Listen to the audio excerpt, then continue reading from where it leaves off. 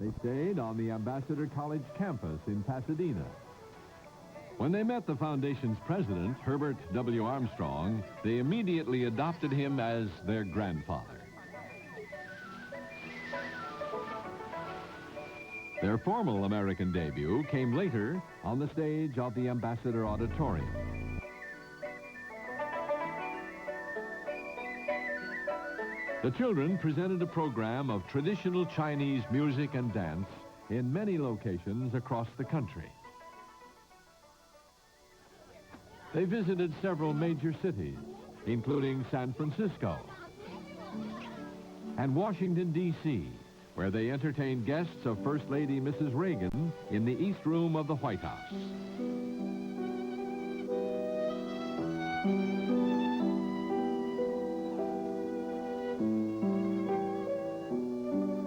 The children visited the famous sites and historical monuments of America's capital city before their appearance at the John F. Kennedy Center for the Performing Arts.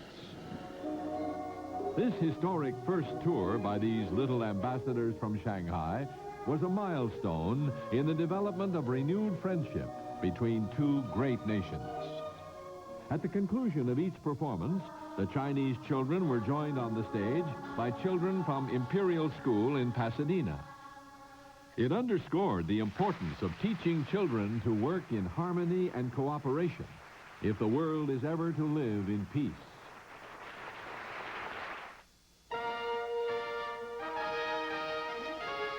The World Tomorrow.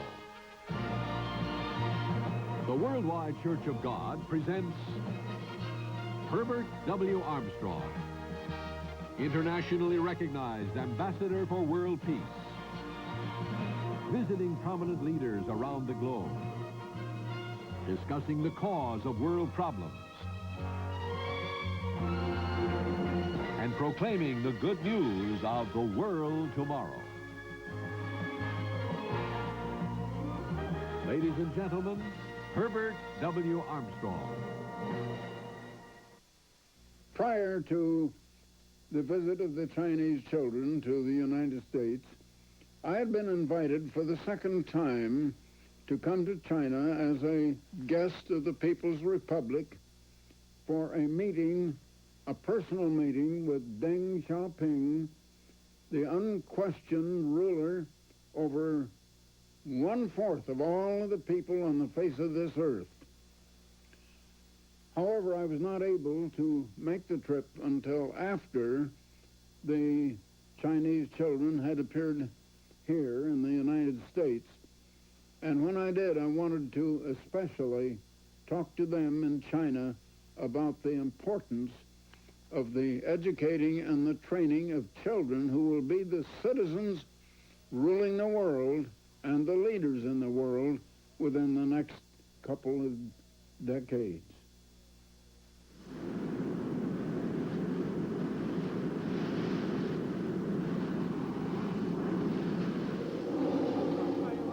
Mr. Armstrong was met in Beijing by an official delegation from the Soong Ching Ling Foundation and the Chinese People's Association for Friendship with Foreign Countries.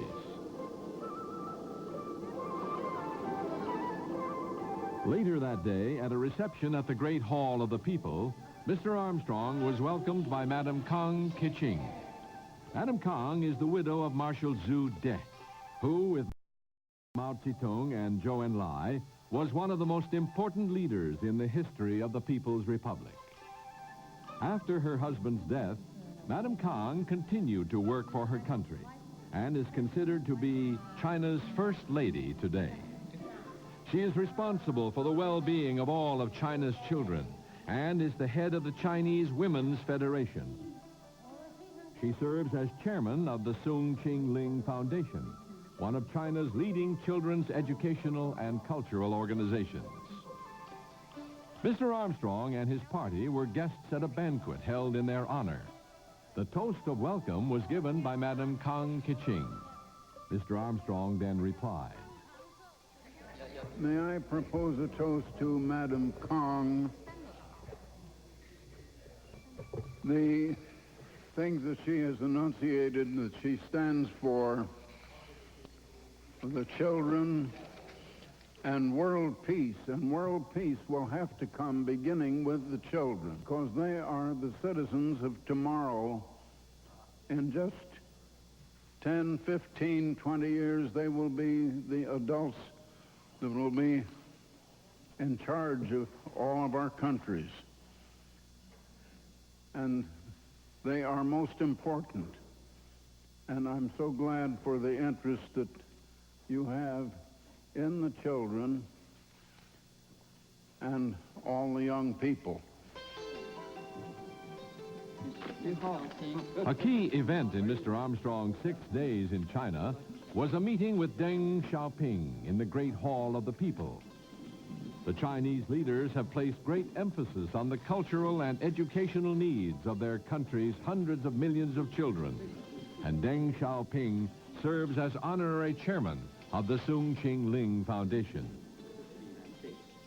Mr. Armstrong presented the Chinese leader with a gift of Steuben crystal and a pictorial album of the Chinese Children's Tour of America. Deng Xiaoping discussed with Mr. Armstrong the future of China and the problems of achieving lasting world peace. Mr. Armstrong then explained that peace will only come through proper education, and particularly the education of children.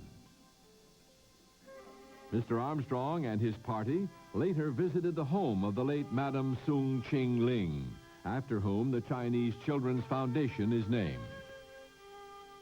Madame Soong Ching Ling was the widow of Sun Yat-sen, the first president and founder of modern China. After Sun Yat-sen died in 1925, his widow, Soong Ching Ling, never remarried. She devoted the rest of her life to the service of her country. She is known affectionately as the grandmother of Chinese children because of her great love of children and the long years that she spent dedicated to their well-being. On the last evening in Beijing, Mr. Armstrong hosted a banquet for Madame Kang and other officials from the Soong Ching Ling Foundation at the State Guest House.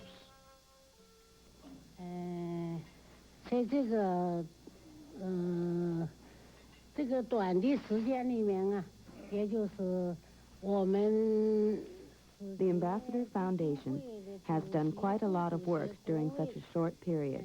美国来的朋友 And during this time, our guests and friends from the Ambassador Foundation have begun to build a golden bridge. 老少都可以在这个 And all of us, the old, the middle-aged, and the young, can walk along this golden bridge and make friends on it. 朋友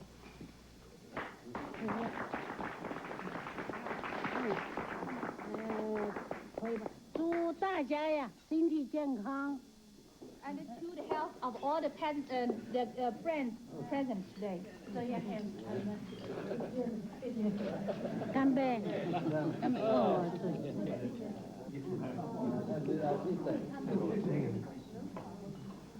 I would just like to say that we're living in a world of contrasts, a world of awesome progress, advancement in technology, in engineering, in production of every kind, and yet at the same time, a world that is filled with evils, and the evils are multiplying more rapidly than the progress. Why do we live in such a world? 为什么我们生活在这样一个世界里边呢？ Why cannot we solve all of the problems? Why cannot we have world peace? 为什么我们不能解决这些问题？为什么我们没有世界的和平？ I can answer in just 2 words: human nature. 我的回答就是2个字，这就是人性。 Human nature always seeks to get and to take, but has no concern for the good of others. 人性就是这样子，他们只想拿走，只想得到，但是从来没有想到给别人。If we're going to have real world peace, we will have to overcome that tendency of human nature. 如果我们想得到真正的世界和平，我们就必须克服人性当中的这种弱点。We cannot, there's an old saying, you cannot teach old dogs new tricks. 我们有一种传统的讲法，就是你不能教给那些老狗新的花招。If we try to reform the thinking and the ways of mature and older people, we shall never succeed.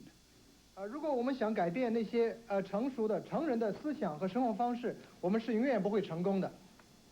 The only hope for world peace lies in teaching children and little children and young people, beginning at a very early age, the way of generosity, the way of giving, of sharing what they have with others, the way of having concern for the good of others.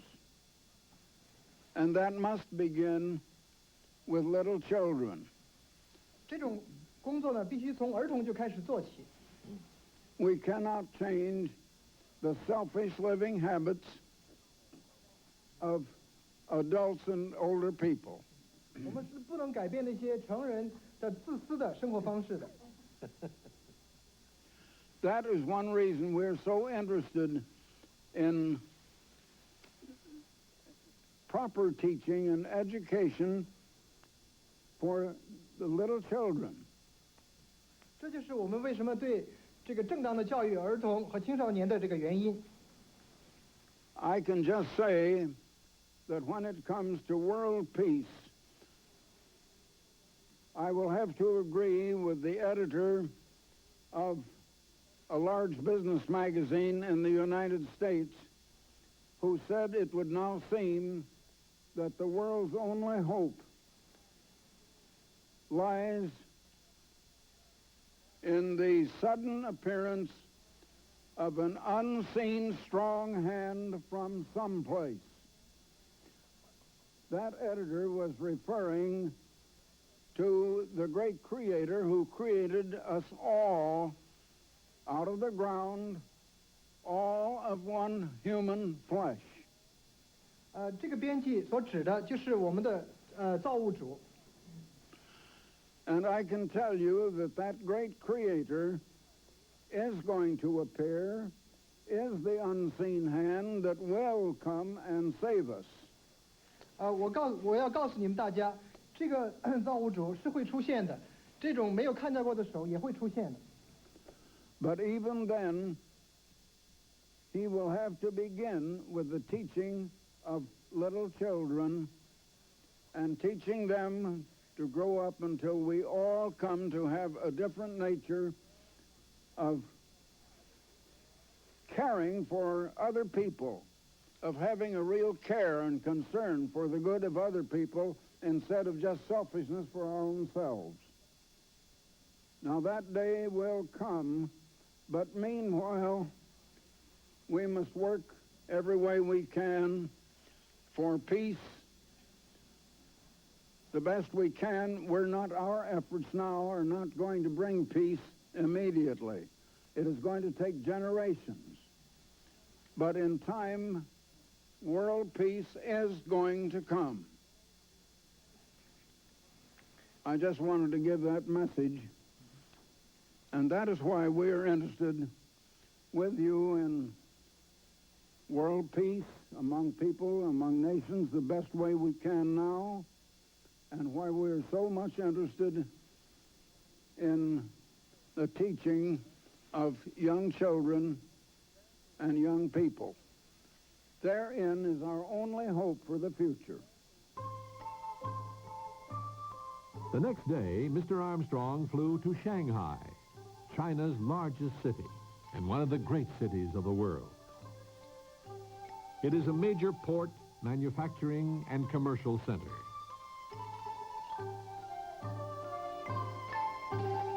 At the cemetery park, Mr. Armstrong visited the grave of Soong Ching Ling. The quiet dignity of its setting reflects the honor with which the Chinese people remember this great lady.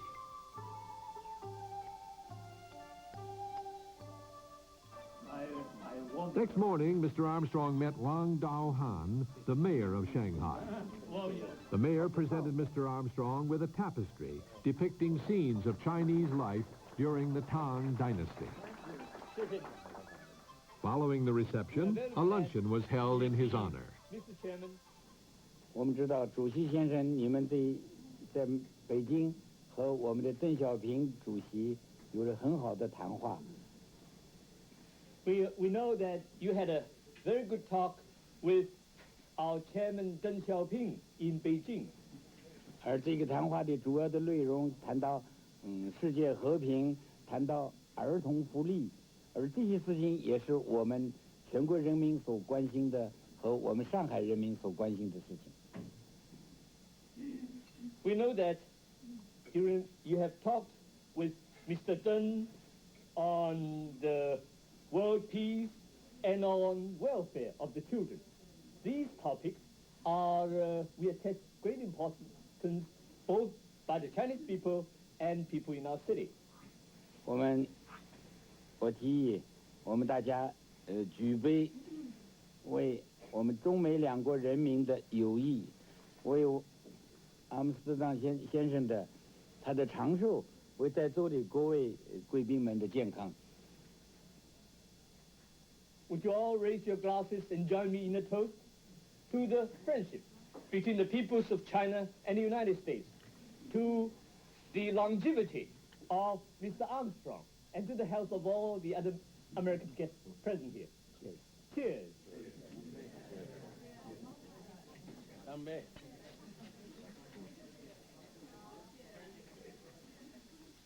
I would like to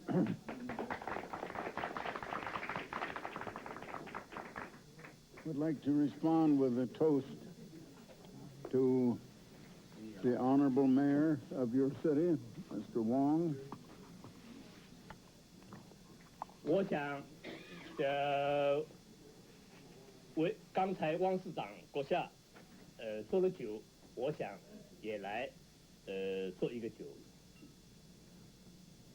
And I certainly want to congratulate the city on its interest in children and in culture and in all of the things that make toward peace.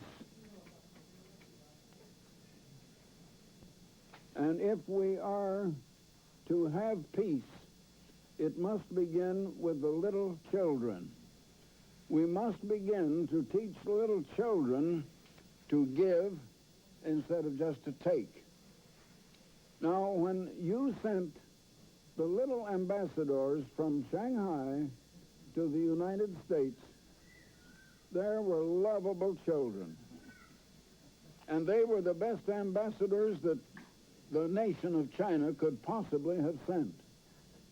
They did you great credit. They won sympathy and love and friendship, and they helped toward peace. They are talented. They're very talented young children, and they're also very lovable. And I was so greatly honored when they called me their grandfather. And I call them my Chinese grandchildren. And I hope to see them this afternoon. I love them.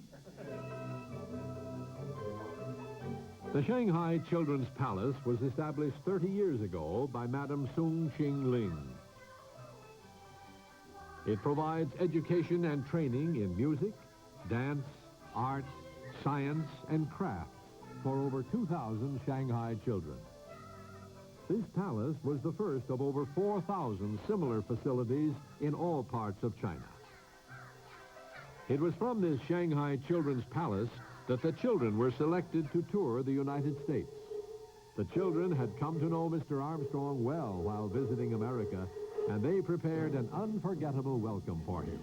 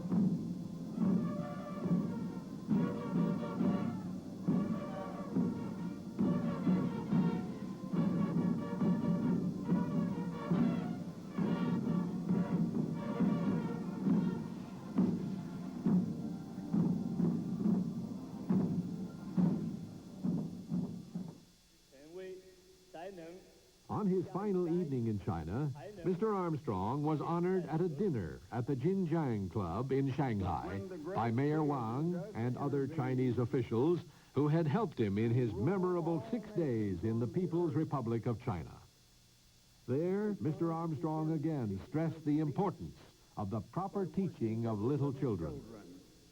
The reason for all of the troubles in the world could be stated in just 2 words: human nature. And human nature is an acquired type of attitude and intention of mind. We were not born with human nature. We acquired it after we were born. The best hope that we humans have of bringing world peace does not come just alone from our efforts as adults, but is going to come through the training of little children before they acquire this human nature, and teaching them to be generous and to give. So I am so happy that our foundations are joining hands together to work not only for world peace, but also to promote everything we can for the teaching and the training and culture of little children. And now, before closing this program, I want to tell you once again about the magazine we publish, Youth 85. Youth 85. I wish there had been a magazine like this when I was a teenager. Youth 85 is a magazine of intense interest to youths of all ages up to 92, my own age. I find it exceedingly interesting, and it's educational as well as entertaining. It covers sports. It covers the activities of youth. It's a full-color magazine, profusely illustrated. Now, there's no subscription price. You don't have enough money to buy a subscription, but you may have a copy just for subscribing. That's all you need to do. Now, also, I want to offer you a booklet I've offered 2 or 3 times on this program. The booklet is titled, Never Before Understood: Why Humanity Cannot Solve Its Problems. It's something that has never been understood, why people cannot solve their problems. You need to have that booklet. Then another magazine, which I think is the most important magazine in the world today, and one of the largest circulated magazines on the face of the earth, The Plain Truth. The Plain Truth, a magazine of understanding. Circulation is now well over 7 million copies every month.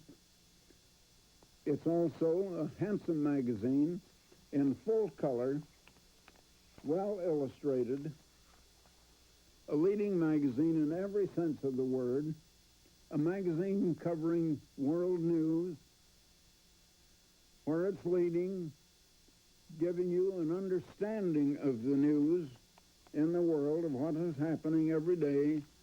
You can really understand and know that you understand what is taking place in the world and where it's leading. There is no magazine like The Plain Truth. It is unique in every way, and there is no subscription price. There is no charge for the booklet. There's no subscription price for either magazine. Now, you just send your request to me, Herbert W. Armstrong, at Pasadena, California. If you write, the zip code is 91123. But better yet, go to the telephone and make a toll-free call. There's no charge for this either. It's toll-free. And you call 1-800-423-4444.